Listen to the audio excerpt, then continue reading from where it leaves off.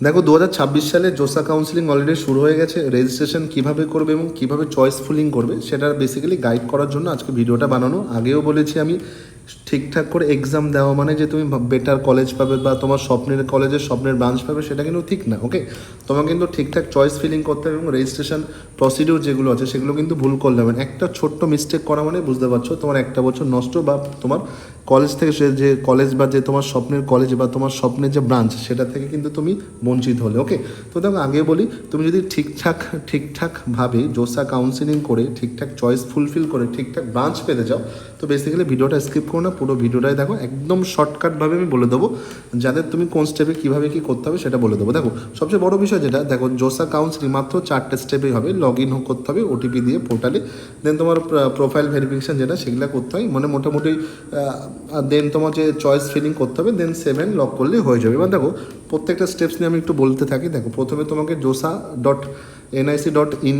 পেজে যেতে হবে, যাওয়ার পরে মোটামুটি ক্যান্ডিডেট অ্যাক্টিভিটি যে বোর্ড সেই সেকশনে যেতে হবে, দেন তোমাকে online registration and choice filling for JoSAA 2026 লিঙ্কে তোমার ক্লিক করতে হবে। দেন যেটা আছে সেটা দেখো। লগ ইনের জন্য দেখো তোমার মোটামুটি দেখো যেই মেইনসের অ্যাপ্লিকেশন নাম্বার লাগবে, পাসওয়ার্ড লাগবে। দেখো কোন পাসওয়ার্ড বলেই দিয়েছে, আমি ফর্ম ফিল আপ বা রেজাল্ট চেক করার সময় যে পাসওয়ার্ড ইউজ করেছিল সেটাই লাগবে। দেখো সিকিউরিটি পিন তোমার তো দেওয়াই থাকে, এটা তো নর্মাল বিষয়, ঠিক আছে। নেক্সট ব্যাপার যেটা তোমার হচ্ছে প্রথমে ওটিপি ভেরিফিকেশন করতে হবে, ঠিক আছে। দেন ওটিপি আসবে, দেন এগ্রি বা ওকেতে ক্লিক করলে তোমাকে আগিয়ে যেতে হবে। দেন নেক্সট দেখো প্রোফাইল ভেরিফিকেশানে ম্যাক্সিমাম জিনিস তুমি চাইলে চেঞ্জ করতে পারবে না। এখানে জেন্ডার, ন্যাশনালিটি আর স্টেট অফ এলিজিবিলিটি যদি কোনো রকম এরর থাকে চাইলে তুমি চেঞ্জ করতে পারো। নেক্সট ব্যাপার যেটা দেখো, সবার দেখো একটা মিথ থাকে বা ভুল ভ্রান্ত ধারণা থাকে, হয়তো যে স্টেটে জন্মেছে সেটাই হয়তো তার তোমার স্টেট, এটা কিন্তু ভুল কথা, ঠিক আছে। ফ্যাক্ট হচ্ছে এটাই, যে স্টেট থেকে তুমি ক্লাস 12 পাস করেছো বা যে বোর্ডস থেকে, ঠিক আছে, বেসিক্যালি সেটাই তোমার স্টেট অফ এলিজিবিলিটি। দেখো ভাবো কেউ যদি বিহারে জন্মগ্রহণ করে, বাট ওয়েস্ট বেঙ্গল বোর্ড থেকে ওয়েস্ট বেঙ্গল থেকে তোমার যদি ক্লাস 12 দেয়, তাহলে তোমার স্টেট অফ এলিজিবিলিটি ওয়েস্ট বেঙ্গলই হবে। ওকে, নেক্সট যেটা দেখো রেজিস্ট্রেশন করার, দেখো সবচেয়ে বড় বিষয় যেটা, তোমার রেজিস্ট্রেশন সম্পূর্ণ করার পরে ডিক্লারেশন করতে হয়, প্রসেড টু রিভিউ করতে হয়, দেন তোমার হচ্ছে কনফার্মেশন করতে হয়। কারণ রেজিস্ট্রেশন যখন হয়ে যাবে, দেন নেক্সট ব্যাপার যেটা, এখানে কিন্তু চয়েস ফিলিং শুরু হবে। নেক্সট যে তোমার সেকেন্ড ড্যাশবোর্ড চলে আসবে, সেখানে আবারও তোমার ওটিপি যায়। ওটিপির পরে তুমি মোটামুটি চয়েস ফুলফিল করবে। চয়েস ফুলফিল কীভাবে করবে বা চয়েস ফিলিং কীভাবে করবে সেটা আমি বেসিক্যালি বলছি। যদি তুমি যেই মেইনস কোয়ালিফাই করো শুধু, সেখানে দেখবে তোমার 623টার মতো আর কি তোমার কাছে অপশান থাকবে, তুমি সেখান থেকে চাইলে কলেজ সিলেকশন করতে পারো। আর মোটামুটি দেখো বারবারই বলছি, ঠিক আছে, এই সেকশনে ঢোকার সময় না তোমার কিন্তু আবার একটা নতুন ওটিপি আর কি সাবমিট করতে হবে। নেক্সট ব্যাপার যেটা, ঘাবড়ে যাওয়ার কোনো দরকার নেই।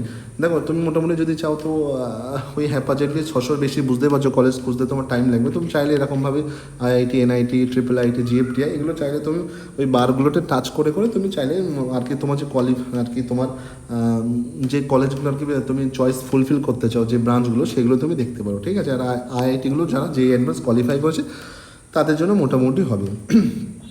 আর তুমি যদি NIT টাচ করো, যেমন NIT দেশের যত NIT আছে সবগুলো দেখতে পাবে। তখন আমি একটা এক্সাম্পল বলে দিই। সাপোজ তুমি এরকম সার্চ গেলে, দুর্গাপুরে গেলে, দেওয়ার পরে মোটামুটি দুর্গাপুরের CSE তুমি এরকম চাইলে টাচ করতে পারো, মানে তুমি অ্যাড করতে পারো। দেন দেখবে তোমার মোটামুটি NIT দুর্গাপুর, CSE, শিবপুর এগুলো চাইলে তুমি আস্তে অ্যাড করতে পারো। দেখো তোমার এরমই অপশন হওয়া উচিত। মানে ওয়েস্ট বেঙ্গল থেকে যদি তুমি যদি যেই মেইনস কোয়ালিফাই করো, এই অ্যাডভান্স কোয়ালিফাই করো, প্রথমে তোমার NIT দুর্গাপুরে, CSE, তারপর শিবপুরে, তোমার এইভাবে পরপর আর কি যাওয়া উচিত। দেখে সবচেয়ে বড় বিষয় যেটা সবাই যেটা ভুল করে সেটা হচ্ছে, দেখো হয়তো ভাবে না ঠিক আছে আগে যে কলেজগুলো পাবো সেগুলো আগে দিয়ে দিই, বাট এটা ভুল কথা। আগে তোমার টপ মোস্ট কলেজগুলোর টপ মোস্ট ব্রাঞ্চ আগে ফুলফিল করা উচিত।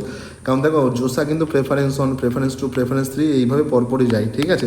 তোমার টপ টু বটম এইভাবে যেতে হবে আর কি, মানে বড় কলেজ থেকে আসতে ছোটো কলেজ, এবং মানে র্যাঙ্ক তোমার সেম, ব্রাঞ্চও সেম হতে হবে। তোমার হচ্ছে হায়ার ব্রাঞ্চ থেকে লোয়ার ব্রাঞ্চের দিকে যেতে হবে, এমন কিন্তু না যে কোনো হ্যাপাজেটলি করবে। আবারও বলছি, তোমার বেস্ট ইনস্টিটিউটের বেস্ট ব্রাঞ্চ যেটা সেটাই তুমি পরপর সিলেক্ট করতে থাকবে। সে তুমি চাও কি না চাও সেটা পরে বিষয়।